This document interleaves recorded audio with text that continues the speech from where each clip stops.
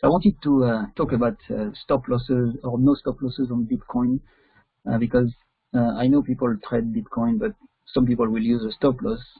But I think that it's a bit risky to use a stop loss with Bitcoin, and the reason is because Bitcoin is very volatile. And if you look at Bitcoin, sometimes it can drop 10% in a day, and you never know when this drop will come. It could come anytime. Basically, when we use a stop loss, in general, we use a stop loss on markets that are not too volatile. So if you have a market that is not very volatile, then yes, it is worth using a stop loss. But with Bitcoin, it's different.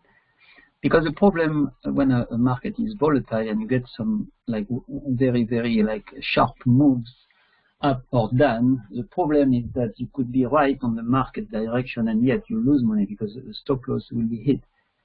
When you think about Bitcoin, you can see that surge here, big move up and then big move down.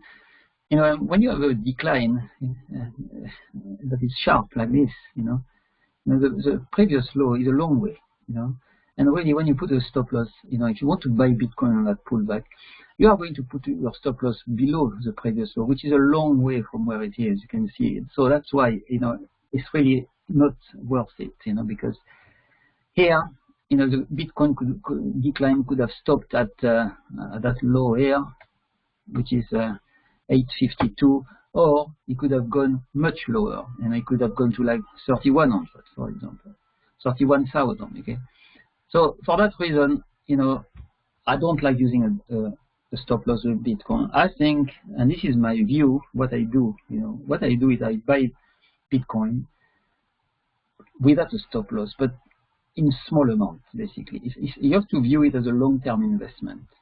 I think that's the best way to do it, because if you do if you buy Bitcoin and keep it for a long time, which is like a long-term investment, you are more likely to make money. Because the other thing with Bitcoin is when people buy it and they take profit and they try to re-enter from lower level, in general that doesn't work, because when the market is moving up as a rocket like Bitcoin, sometimes there is no pullback. It will just go up and up and up and up, and trying to get in and out doesn't work. You see, so not only the stop loss is at risk, but also you can miss a move easily if you are going to go in out. Okay, because you never know where the rally will end. You can see if I go to a daily chart, you can see that move here. That was started in December. You can see how powerful it is.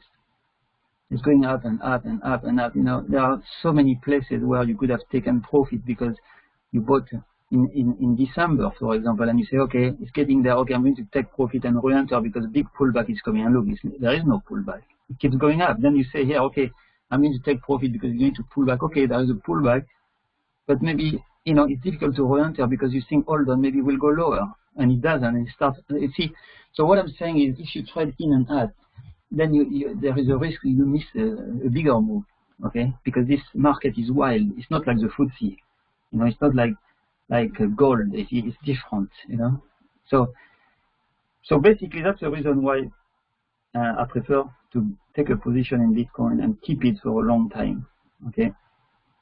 And without a stop loss. But of course, you need to make sure that the trade is small. So what I do, I will allocate maybe 10% of my money into Bitcoin and just leave it. Okay, that's what I would do. So, if for example you have say maybe 50,000 pounds in a portfolio, or just allocate a small portion, like maybe 5,000, in Bitcoin, and just leave it. Okay. And you're more likely to make money that way, okay? So, but also what you can do is, if you're not comfortable with 5,000, if you think it's too much, and you can reduce that, you can put 4,000 or 3,000. You can do less than 10%. But what you have to remember is, because Bitcoin is wild and we don't know exactly what's going to happen with Bitcoin. There are so many stories you know, some bullish, some bearish, you know, it could go down to 0 one day. So that's the other thing you have to remember. That's why you can't put too much into it. You have to put money you can afford to lose, you know. And if you can't afford to lose money, then don't do it, okay? Because it's very risky. The plus side is that there is potential, upside potential. That's why people do it, because some people are talking about 100,000, 200,000 Bitcoin, and if it goes there, then you will make good money. But really, it's risky. So what I do is I put like 10% of my money into Bitcoin and just forget about it. I mean, when I say forget about it,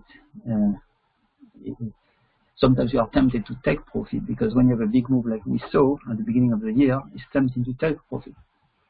But if for example, you wanted to join Bitcoin, okay, or any crypto, and you wanted to allocate, like you have 10% of your money to allocate, you could start with maybe 2-3% and wait for a pullback. So you buy now, you know, put like maybe 2 or 3% and then wait. And if the market goes lower, you add.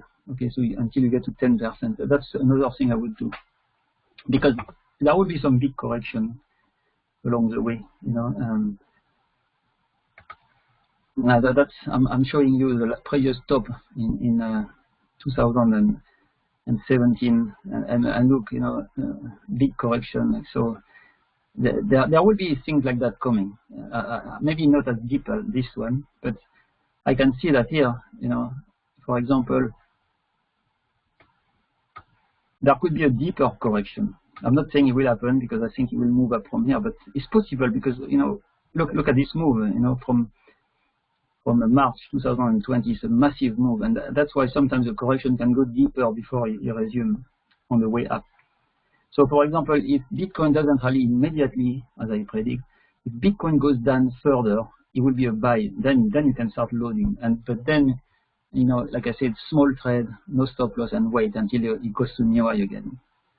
And you can do that, you know, along the way. Like for example,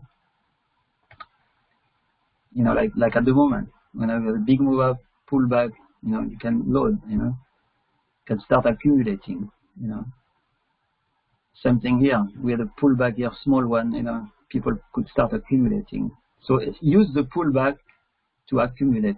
So for example, as I said, if we go down again, accumulate. But I think it will go up from here.